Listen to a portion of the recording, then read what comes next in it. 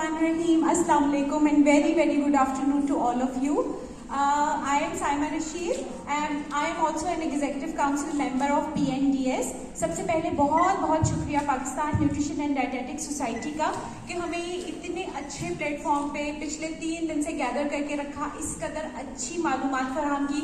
ना सिर्फ हमारे मुल्क के लर्नड लोगों ने इसमें पार्टिसिपेट किया बल्कि international collaboration with UK nutrition society IUNS, और हम लोगों ने इतनी अच्छी इसमें चीज़ें डिस्कस की हैं कि इंशाल्लाह अब हम इन पे रिफॉर्म्स बनाएंगे और we will come up with more appropriate guidelines and good ideas for the betterment of nutrition. Okay, अच्छा, I will try my level best to create a fine line क्योंकि in the audience we are having mixed kind of people. There are qualified dietitians and general public as well. तो मेरा इंशाल्लाह अगले 10 minute में मेरा ये plan है that I am going to take you through the basic information. अच्छा, today I am here to talk about diet and COVID-19 for older population with comorbidities. Next please. अच्छा, अब कोमॉर्बिडिटीज जाहिर है general public के लिए समझना थोड़ा सा जरूरी इसलिए है क्योंकि जब हम उम्र रसीदा अफराद की बात करते हैं तो उनमें जैसे कि हम सब लोगों को ये बात पता है कि उनका इम्यून सिस्टम कॉम्प्रोमाइज होता है। That's why they are at high risk of catching this virus कोविड-19। अच्छा, इसके बहुत सारे वजूहात हैं। ज्यादातर हमारे उम्र रसीदा अफराद में कोई ना कोई और डिजीज कंडीशन भी होती है जिसको हम कोमॉर्बिडिटी कहते हैं, यानी कि ना सिर्फ एक फैक्टर है कि उनकी एज फैक्टर, इसके साथ साथ उनको या डायबिटीज होगी या ब्लड प्रेशर होगा या कार्डियोवास्कुलर डिजीज होगी। तो ये सारे पैरामीटर्स जो हैं ये मजीद इम्यून सिस्टम को वीक करने में एक स्ट्रॉन्ग रोल प्ले करते हैं। स्टडीज हमें क्या उन्होंने शो किया कि elderly population why they are at high risk because of if they are like having low BMIs, they are like going towards frailty, अगर उनमें जो है उनमें पहले से स्ट्रेंथ नहीं थी या लॉस ऑफ मसल मास था तो उनमें वो वायरस को कैच करने की मतलब chances as compared to other population उनमें ज्यादा है। अच्छा, अब इसमें जो है बहुत सारे और भी मतलब कॉम्प्लिकेशंस होती हैं जिसमें कार्डियो रेस्पिरेटरी गैस्ट्रोइंटेस्टाइनल सिम्टम्स और which eventually lead to high mortality. So we have to be very cautious about this particular group of population. Next please. अच्छा, अब जैसे कि पीछे वाली स्लाइड में मैंने ये कहा कि BMI जिन लोगों के कम है, लेकिन मैं इस वक्त इस स्लाइड में जनरल पब्लिक के लिए भी एक बहुत इंपॉर्टेंट मैसेज दे रही हूँ and for our medical professionalists as well because BMI is a good parameter, it's a good tool to gauge someone's like health status. लेकिन जब एल्डरली पॉपुलेशन में BMI की बात आती है तो जैसे हम 12 इयर्स अंडर एज में BMI कैलकुलेट नहीं करते, बच्चों के ग्रोथ प्लॉटिंग चार्ट्स होते हैं, तो इसमें बुजुर्गों में, ज़ईफ लोगों में, उम्र रसीदा अफराद में हम BMI को इसलिए नहीं। This is an excellent slide, I think ये सेल्फ एक्सप्लेनेटरी है कि जब यही हमारी एक खातून की हमने जिसमें पिक्चर दिखाई हुई है कि जब वो अपनी 30s की एज में थी और उनका सेम वेट था लेकिन हाइट क्योंकि 157 centimetre which makes 5 feet 2 inches, तो उनका BMI वॉज परफेक्टली नॉर्मल 22.7। अब यही जो खातून है जब ये 75 इयर्स एज ब्रैकेट में गई तो वेट तो उनका वही था 56 kgs, लेकिन क्योंकि बिकॉज ऑफ बोन डिफॉर्मिटीज और अब उनकी हाइट मतलब आपकी उसमें बहुत चेंज आ गया तो वो अगर ड्रॉप डाउन हुई 132 सेंटीमीटर्स पे तो अब BMI अगर जो है हम उसको लेबल कर देंगे कि now this particular person is following in obese class 2, so it's not a good idea. Next please. So now what to do. ये जो है जनरल पब्लिक से ज्यादा डाइटिशियंस के लिए है कि MNA is a mini nutrition assessment tool. There are, as we all know, कि there are so many assessment tools to gauge the nutritional status of a person.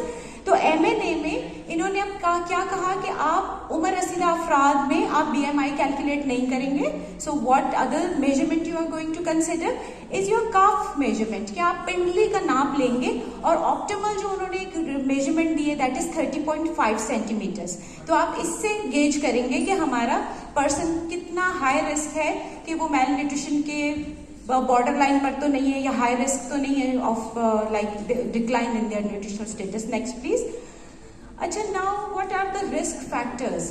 अगर तो आप में क्या क्या, अगर एल्डरली पॉपुलेशन में क्या प्रॉब्लम्स हम लोग बहुत कॉमन देखेंगे कि उनमें जो है आपकी प्रोटीन एनर्जी मैलन्यूट्रिशन होगा, ठीक है, और sarcopenia, loss of muscle mass, जो कि वैसे ही एजिंग के का एक बहुत मतलब एक चैलेंजिंग एस्पेक्ट है from nutritional point of view, कि उनकी मसल स्ट्रेंथ कम होती जाती है, उनका लीन मास जो है वो लॉस होता चला जाता है.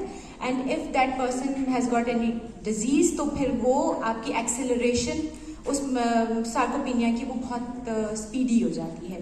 सो अच्छा, अब ये कि हमारे इसमें जो है ना CNS, जो हमारे ब्रेन में सेंट्रल नर्वस सिस्टम में हमारे ना एक ऑल फैक्ट्री सिस्टम होता है जो हमारे sense of smell, sense of taste, इन सारे सेंसेस को हाइपोथैलेमस और वो सब चैनल्स को कंट्रोल कर रहा होता है. अच्छा, अब कोविड में क्या होता है, क्योंकि वो सेंसरी जो आपके सिस्टम्स हैं, फंक्शंस हैं, these are going to be impaired. That's why हमने कितना ज्यादा इस चीज को नोट किया कि when a person is going to catch this virus तो उनका सेंस ऑफ स्मेल चला जाएगा, सेंस ऑफ टेस्ट चला जाएगा. अच्छा, एल्डरली पॉपुलेशन में तो और भी दूसरे इश्यूज होते हैं, उनमें मैस्टिकेशन, च्यूइंग इश्यूज होते हैं, डाइजेशन इश्यूज होते हैं. दैट्स वाई वो मीट खाना पसंद नहीं करेंगे क्योंकि उनको चबाने में बहुत मुश्किल होगी, उनसे डाइजेशन में प्रॉब्लम, वो ऑलरेडी कॉन्स्टिपेटेड होते हैं.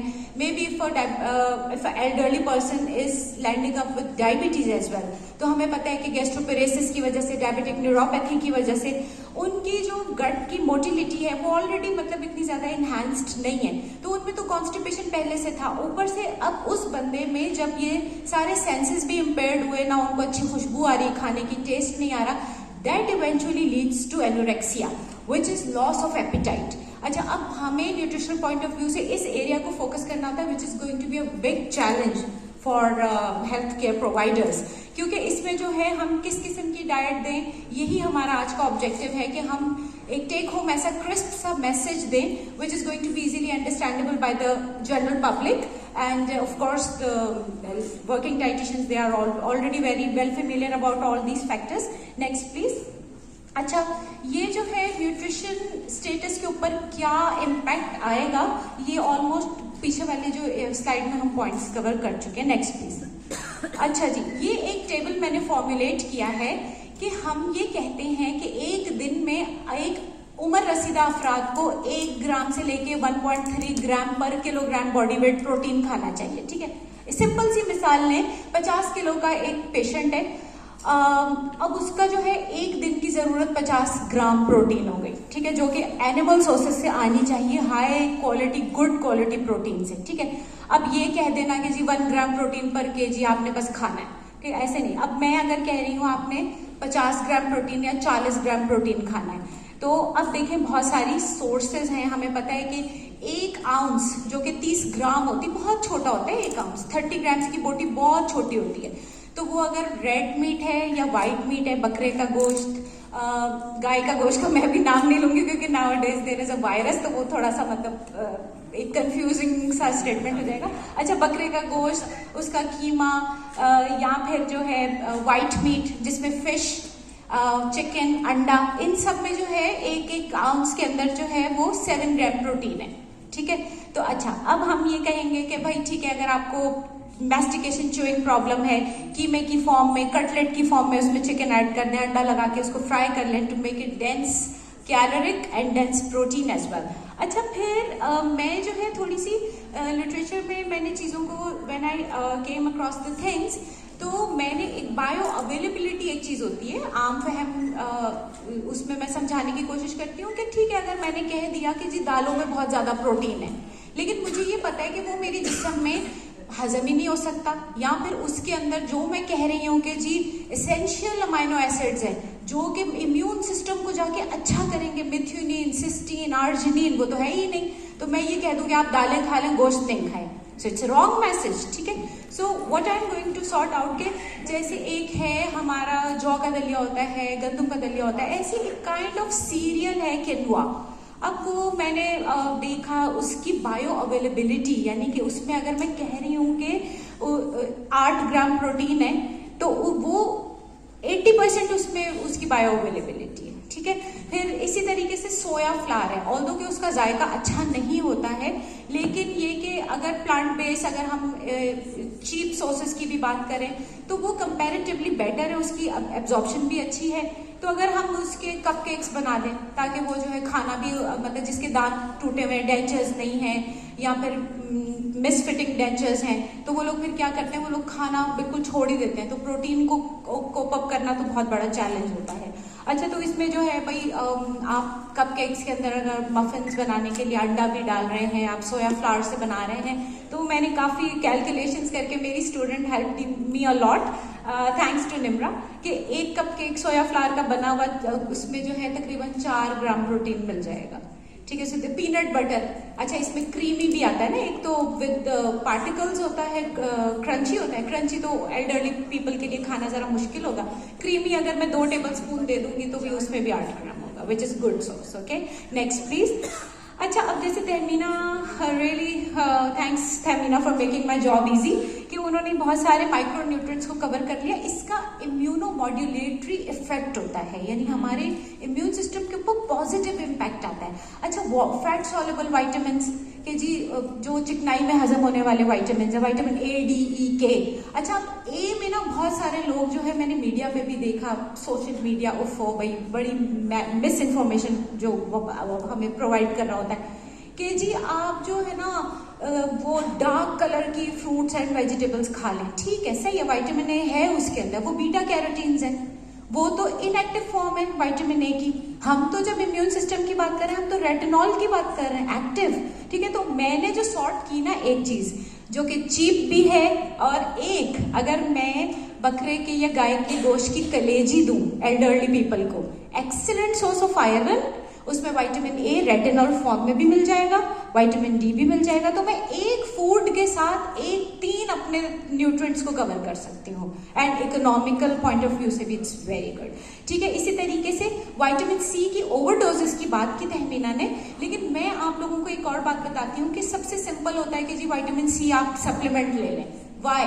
When the vitamin C is widely abundant in foods, के एक अगर आप खरबूजा खा लें, जैसे कि हम कच्ची शिमला मिर्च सैलेड में एडल्ट्स को कहते हैं कि आप अपने सैलेड में रॉ, क्योंकि जब कुक करते हैं तो विटामिन सी लॉस हो जाता है, तो आप अगर कच्ची शिमला मिर्च सलाद में डाल रहे हैं, that's an excellent source which covers your daily DRI of per day, ठीक है। एक ही मतलब, अच्छा आप इनको क्या कहेंगे, एल्डरली पॉपुलेशन को, खरबूजा, कैंटलोप्स, 1 कप में पूरे दिन की विटामिन सी पूरी हो गई। मुझे क्या जरूरत है कि मैं जी सप्लीमेंट्स के ऊपर जाऊं विटामिन सी की। हाँ, जहां नीड है, जैसे तहमीना ने मेंशन किया कि विटामिन डी खानों में नहीं होता, वो धूप से मिलता है, तो इसलिए वो तो मुझे लेना ही पड़ेगा, ठीक है। तो ये मतलब नेक्स्ट करते हैं प्लीज। अच्छा, अब एक और बहुत बहुत important area, we are very much protected about our parents, elderly population. हमने क्या किया, लॉकडाउन के दिनों में उनको घर से बाहर नहीं निकलने दिया। तो अब क्या हुआ, फिजिकल इनएक्टिविटी, उसमें क्या हुआ कि that leads to further sarcopenia, उसमें उनका मजीद जो मतलब एक्सेलरेटेड मसल मास जो है वो लॉस हो गया। तो ये this is not at all a good idea. ये तो हमने, इवन मैं अभी कैंसर की गाइडलाइंस में पढ़ रही थी, तो hospitalised cancer patients which are going under chemotherapies, radiation therapies, उन तक को कहा जा रहा है कि उनको उठाएं, बेड से वॉक करवाएं।